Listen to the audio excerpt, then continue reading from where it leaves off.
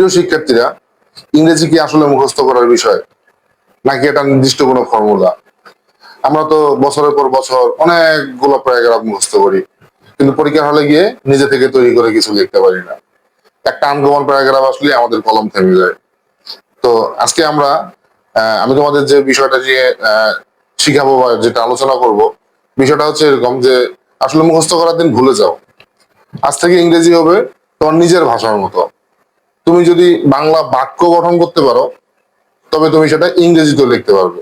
তো সে ব্যাপারটা আমি তোমাদেরকে ধাপে ধাপে আলোচনা করব, এবং এটা হচ্ছে একটা চর্চার বিষয়। তোমরা যদি নিয়মিত চর্চা করো এইভাবে আজকে থেকে শুরু করলে, তো একসময় তুমি কি হবে, একসময় তুমি পারফেক্ট হয়ে যাবে। একটা কথা আছে না, practice makes a man perfect. তো আজ থেকে তুমি প্র্যাকটিস শুরু করবা, ডে বাই ডে তোমার ইংলিশের শব্দ ভান্ডার তৈরি হবে, তুমি বাক্য তৈরি করতে পারবে বিষয়বস্তুর উপরে, এবং তুমি সেটাকে ট্রান্সলেট করে লিখতে পারবে। তো চলো কথা না বাড়িয়ে আমরা শুরু করি। প্রিয় শিক্ষার্থীরা, তোমরা দেখতে পাচ্ছ আমি পরিবেশ দূষণ, এনভায়রনমেন্ট পলিউশন এই বিষয়ে হচ্ছে একটা অনুচ্ছেদ লিখতে যাচ্ছি বা একটা প্যারাগ্রাফ লিখতে যাচ্ছি। তো এবার এখান থেকে আমাদের অভ্যাসটা শুরু হবে। তো আমি আগেই বলছি যে আমি যে বিষয়বস্তুর উপরে ইংরেজি লিখতে যাব, সেই বিষয়বস্তুর আলোকে আমাকে আগে কিছু বাংলা বাক্য দাঁড়া করাইতে হবে। তো পরিবেশ দূষণের আগে আমাকে মনে মনে হচ্ছে কিছু বাংলা বাক্য চিন্তা করতে হবে। যেমন আমি এখানে তোমরা দেখতে পাচ্ছ আমি একটা বাক্য লেখা আছে এখানে যে পরিবেশ দূষণ বর্তমান বিশ্বের একটি বড় সমস্যা। তাহলে এই বাক্যটাকে আমাদের প্রথমত ইংরেজিতে লিখতে হবে। তাহলে কি লিখবো, যে পরিবেশ দূষণ একটি বড় সমস্যা। তার মানে কি, environment pollution is a big problem. কোথায় সমস্যাটা, বর্তমান বিশ্বের একটা সমস্যা, ইন দ্য ওয়ার্ল্ড টুডে। তাহলে তোমরা খুব সহজে এই বাক্যটা বুঝতে পারলে। আচ্ছা, এর পরের যে বাক্যটা এখানে লেখা আছে যে এর অর্থ হলো বাতাস, পানি এবং মাটিকে নোংরা ও ক্ষতিকর করা। তো এর অর্থ হলো মানেটা কি, যে এর মানে কি, ওই যে পরিবেশ দূষণকে বোঝানো হচ্ছে যে এর অর্থ হলো বাতাস, পানি এবং মাটিকে নোংরা করা। তাহলে আমরা যদি আগে এর অর্থ হলো এটুকুকে যদি ইংরেজি করি, তাহলে কি হবে, ইট মিনস। এখানে ইট মিনস, এখানে এটা এটা একটা প্রেজেন্ট ইনডিফিনিট টেন্সের সেন্টেন্স। ইট হলো থার্ড পারসন সিঙ্গুলার নাম্বার। তো তোমরা জানো যে থার্ড পারসন সিঙ্গুলার নাম্বার হলে যে ভার্বের সাথে এস বা ইএস আনতে হয়। তাহলে এর অর্থ হলো, এখন আমাদের কি হচ্ছে, বাতাস, পানি এবং মাটিকে নোংরা করার ইংলিশটা দিতে হবে। তাহলে নোংরা করা, ডার্টি বা নোংরা করাটা কি বলবো, মেক ডার্টি বা মেক হার্মফুল। কাকে করতেছে, বাতাস, পানি এবং মাটিকে। তাহলে এখানে হবে যে making the air, water and soil dirty and harmful. তাহলে হয়ে গেল। এরপরে যে বাক্যটা দেখতে পাচ্ছ যে আমাদের জীবন ধারণের জন্য পরিবেশ খুবই গুরুত্বপূর্ণ। তাহলে এখানে দেখো মেইনলি সেন্টেন্স হচ্ছে যে পরিবেশ খুবই গুরুত্বপূর্ণ। তাহলে কিসের জন্য, আমাদের জীবন ধারণের জন্য। তাহলে পরিবেশ খুবই গুরুত্বপূর্ণ, এটাকে আমরা যদি ইংলিশে লিখি, তাহলে our environment is very important. কিসের জন্য, আমাদের জীবন ধারণের জন্য। তাহলে এটা আমাদের জীবন ধারণের জন্য, তাহলে ফর আওয়ার লাইফ। তাহলে বাক্যটা হয়ে গেল। কিন্তু মানুষ নানাভাবে একে নোংরা করছে। তাহলে এখানে মানুষ নানাভাবে নোংরা করতেছে, নানাভাবে মানে কি, মেনি ওয়েজ। মানুষ মানে কি, হিউম্যানস। কিন্তু বাট একে নোংরা করতেছে, নোংরা করতেছে, তাহলে কি, মেক ইট ডার্টি। তাহলে এটাকে যদি আমরা এখন গুছাই লিখি, তাহলে কেমন হবে সেন্টেন্সটা, but humans are making it dirty in many wedge. আচ্ছা, এটা হচ্ছে প্রেজেন্ট কন্টিনিউয়াস টেন্স। কারণ হচ্ছে কি, মানুষ হচ্ছে নানাভাবে নোংরা করেই যাচ্ছে, প্রতিনিয়ত করছে, প্রতি সেকেন্ডে করতেছে, পরিবেশটাকে নোংরা করতেছে। এই জন্য এটা কন্টিনিউয়াস টেন্স। হিউম্যানস আর, এই যে এখানে হিউম্যানস এটা প্লুরাল নাম্বার, তো এখানে আর ব্যবহার হয়েছে, making it dirty in many ways. আশা করি তোমরা এটা বুঝতে পেরেছো। আচ্ছা, এর পরবর্তীতে আমরা ধরো এরকম একটা বাক্য আনলাম যে গাড়ি ও কলকারখানার ধোঁয়া বাতাসকে দূষিত করে। তাহলে এটাকে কিভাবে দেবো, গাড়ি ও কলকারখানার ধোঁয়াটা, ধোঁয়ার ইংলিশ কি, স্মোক।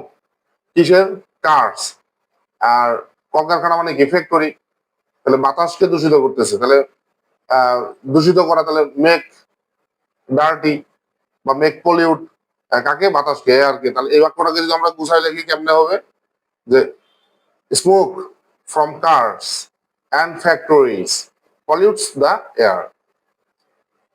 এখানে দেখো, এখানে সাবজেক্ট হচ্ছে মূলত স্মোক শব্দটা, এই যে এটা স্মোক, এই জন্য। আর ভার্ব হচ্ছে পলিউটস, এই যে এখানে দেখো এস বাই এস যোগ করা হয়েছে। আর এই যে ফ্রম কার্স এন্ড ফ্যাক্টরিজ, এটা কিন্তু একটা ফ্রেশ, এটা একটা শব্দগুচ্ছ। হ্যাঁ, এটা নাউন হিসেবে কাজ করতেছে। Smoke from cars and factories pollutes the air, এটা প্রেজেন্ট ইনডিফিনিট টেন্সের একটা সেন্টেন্স। তো আশা করি তোমরা এটা বুঝতে পেরেছো। আচ্ছা, এরপরে যে বাক্যটি আছে, এখানে দেখতে পাচ্ছি যে আমরা নদী ও হ্রদে বর্জ্য ফেলি যা পানি দূষণের কারণ হয়।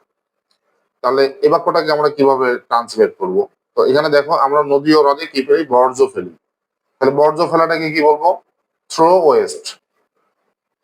আমরা এটা থ্রো ওয়েস্ট করতেছি, কোথায় করতেছি? নদী ও হ্রদে। তাহলে রিভার অ্যান্ড লেক, যা পানি দূষণের কারণ হয়। তাহলে যা মানে হলো, যা মানে কি? এখানে হুইচ হবে। হ্যাঁ, পানি দূষণের কারণ, কারণ মানে কি? কজ। তাহলে হুইচ কজেস, হ্যাঁ, পানি দূষণ মানে কি? Water pollution.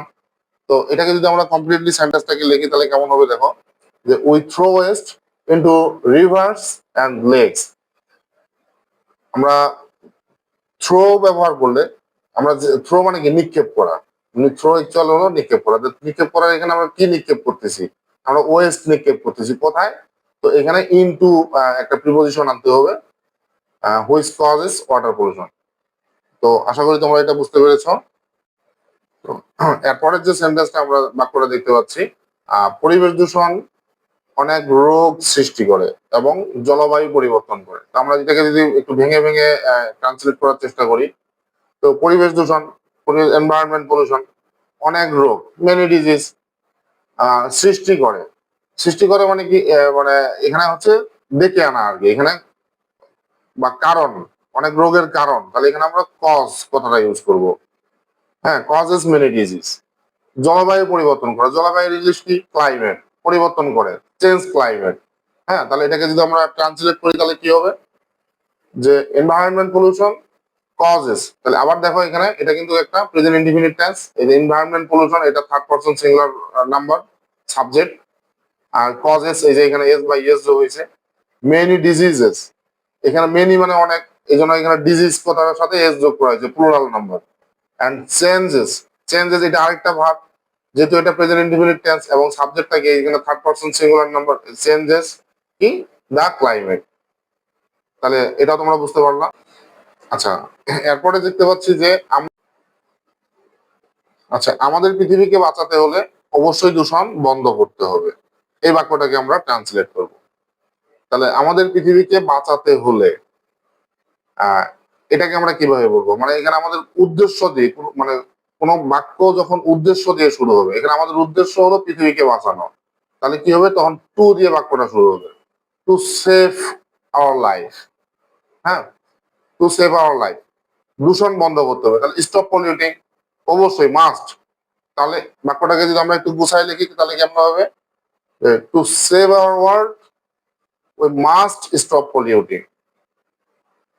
আশা করি তোমরা বুঝতে পেরেছো। আচ্ছা, এরপরে যে বাক্যটা আছে, আমাদের উচিত বেশি করে গাছ লাগানো এবং চারপাশ পরিষ্কার রাখা। তাহলে আমাদের উচিত, তাহলে এবার আমাদের উচিত এটা কি? উই শুড বেশি করে গাছ লাগানো। গাছ লাগানোটাকে কি বলে? প্লান্টিং ট্রিজ, বেশি করে, মোর অ্যান্ড মোর। এবং চারপাশ পরিষ্কার রাখা, চারপাশ মানে কি? সারাউন্ডিংস। পরিষ্কার রাখা মানে ক্লিন। হ্যাঁ, তো আমরা যদি এই শব্দগুলো দিয়ে বাক্যটাকে গুছাই লিখি তাহলে কিরকম হবে? We should plant more trees and keep our surroundings clean. বুঝতে পারছো আশা করি। আচ্ছা, এরপরে যে বাক্যটা দেখতে পাচ্ছি, যে আমাদের ভবিষ্যৎ রক্ষা করার জন্য আমাদের সতর্ক থাকতে হবে। আমাদের ভবিষ্যৎ রক্ষা করার জন্য, এই যে এখানে একটা উদ্দেশ্য দেখতে পাচ্ছি, ভবিষ্যৎ রক্ষা করার জন্য। যেমন আমরা এর আগে একটা এখানে একটা সেন্টেন্স পাইছিলাম যে আমাদের পৃথিবীকে বাঁচাতে হলে, মানে বাঁচানোর জন্য, এখানে কিন্তু উদ্দেশ্য টু দিয়ে শুরু হয়েছিল। তাহলে এখন আমাদের এখানে দেখতে পাচ্ছি যে আমাদের ভবিষ্যৎ রক্ষা করার জন্য, তাহলে কি হবে? To save our future.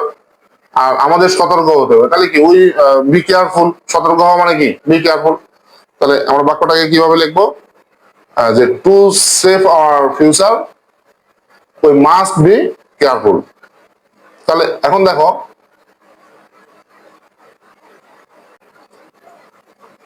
প্রিয় শিক্ষার্থীরা, তোমরা দেখতে পারলে আমরা এই এনভায়রনমেন্ট পলিউশন, পরিবেশ দূষণ, এই বিষয়ের উপর আমরা একটা ছোট প্যারাগ্রাফ লেখার চেষ্টা করছি। তো ব্যাপারটা হচ্ছে কি, আগে ছোট ছোট বাক্য দিয়ে শুরু করতে হবে। বাক্যগুলা আগে বাংলা শব্দ ভান্ডার বা বাংলা বাক্যগুলোকে গুছাই লিখতে হবে এবং সেটাকে ভেঙে ভেঙে ট্রান্সলেট করার অভ্যাস করতে হবে।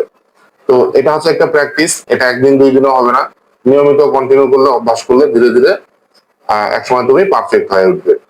তো আমার ভিডিওটা ভালো লাগলে তোমরা সাবস্ক্রাইব করে আমার সাথেই থাকবে। আমি প্রতিনিয়ত এরকম ভিডিও দেওয়ার চেষ্টা করব। আশা করি এখান থেকে তোমরা অনেক উপকৃত হবে।